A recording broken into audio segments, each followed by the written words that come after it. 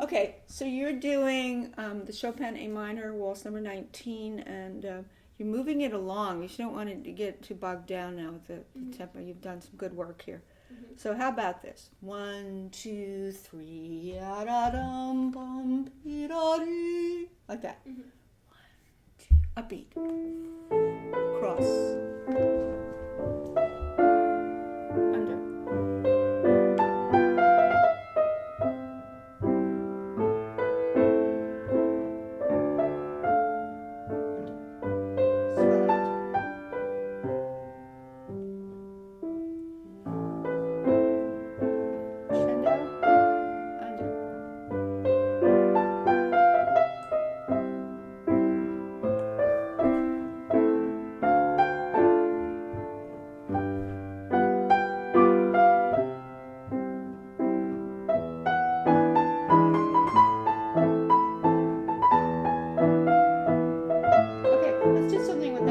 Those are the sequential groupings of notes, right? Yeah. You know what I'm talking about? Each one has to come down softer. Okay? You definitely really need to taper them down. So go back. Now this new section, you have to blossom it out a little bit more because it has more frequent notes going across under one slur. So,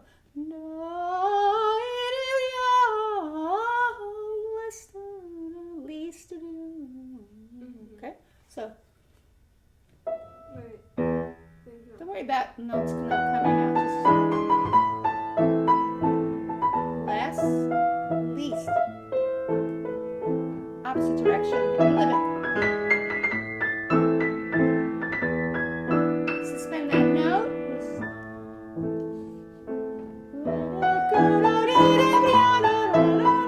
Less, least. Breathe under.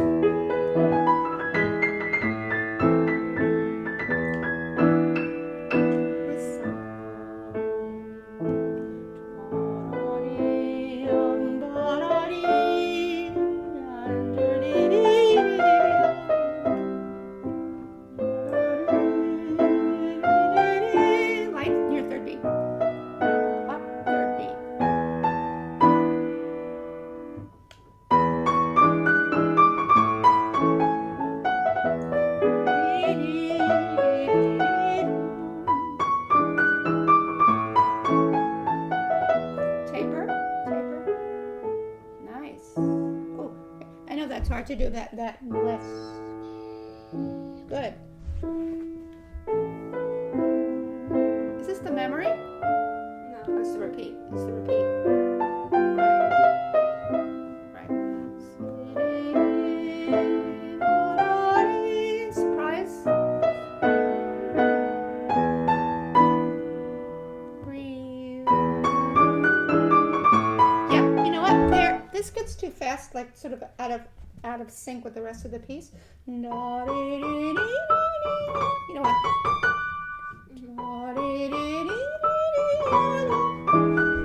Right, broaden. Much better. Breathe.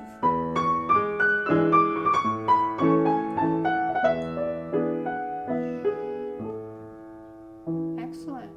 Now memory.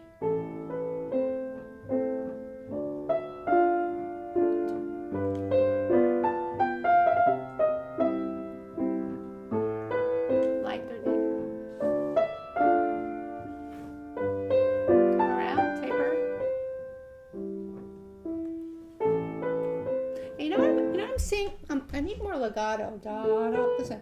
Da, ah, Make that more legato.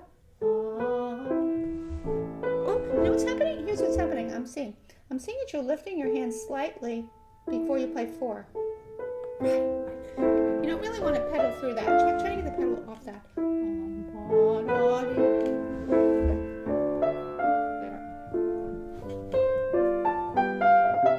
Can you do something more with that phrase where you're going? It actually curves around with a little bit of like leaning on it, don't you think? If you sang it, what would you do? You go. Right.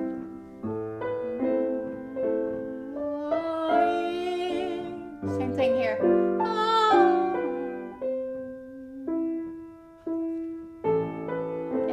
another place, and it's my piano, I know. Yeah, lower that A. Lower that A.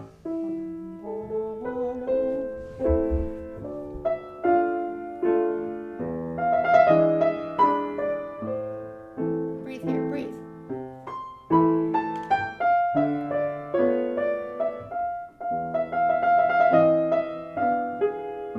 Okay, now this I heard last time too, so I'm going to comment on it. At the very end, that descending scale,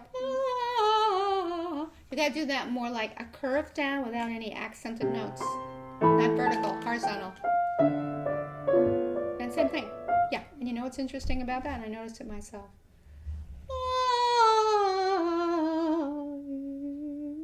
See, when I came back up, it changed direction, unexpected.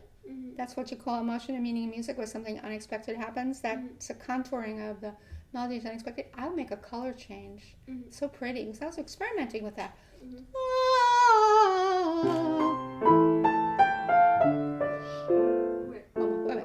Wait. Clarify what you want to do, though. You don't want to go jumping into the music real fast. You want to kind of go step back from it and say, how I want to change the shape of that. The big thing you have to do is when you come down C, B, A, G, F, E, D, then change direction, is make it a smooth careening down without verticalization, horizontal melody, like you were humming it. Okay, like you're humming it, because it's very easy to get into da da da da da da da ba ba ba ba. You don't want that.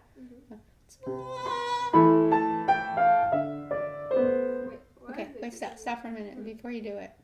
Okay, you have your music in front of you? So it's a C sharp. Yeah, take out your music for a minute. That's a C sharp. Comes back up. Just refresh yourself on this. We're not trying to everything has to be memorized. But when you want to focus in on a thing you want to improve, you take your music out and refresh what the section is that we're doing. So this is the very end of the piece. It has to have a memorable quality to it. Remember that we decided that the last page was a memory of the theme, because it comes back so many times that if you keep doing the theme the same way, it's just not very interesting. So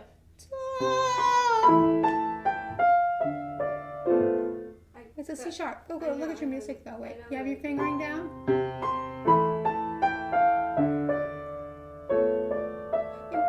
What fingering are you using going back up? 2, 3, 4. Oh, you bring your thumb under? I would go 2, 3, 4, 5. I would use 2, 3, 4, 5. It's just open position. 2, 3. Oh, yes. Because anytime you bring a thumb under, you're asking for trouble if you don't have to, right? Especially in a scale. I mean, if you just have 1, 2, 3, 4, 5, it's easier than doing 1, 2, 3, 1, 2, right? That's what I would do. So, wait, listen. You gotta listen to what you want to do. That takes time.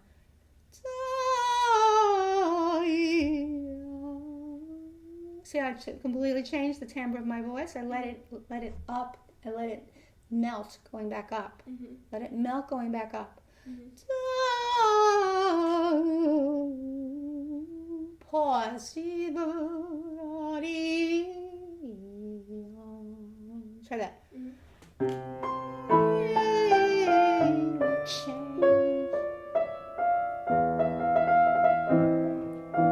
Now what are you going to do there?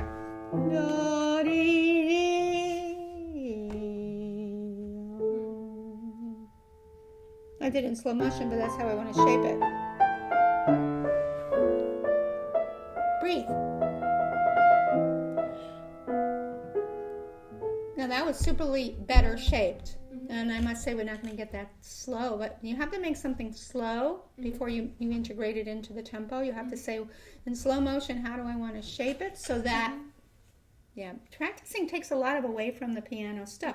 You got to kind of go step back and keep singing what you want to hear yourself play, because it's not mechanical. We don't want to play like a mechanical player ever. Especially this piece. This is in romantic music. It's very expressive. So you have to say, how do I get to the core of the expression by singing? By singing it. Now, how would you sing that again? Sing it with me. Go ahead.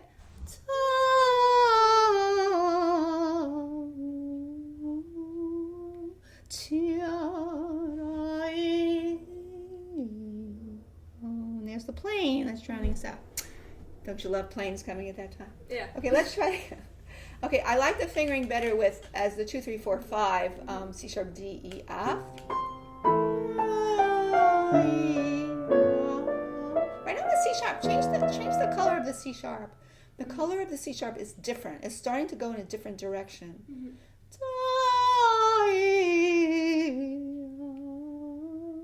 Like that.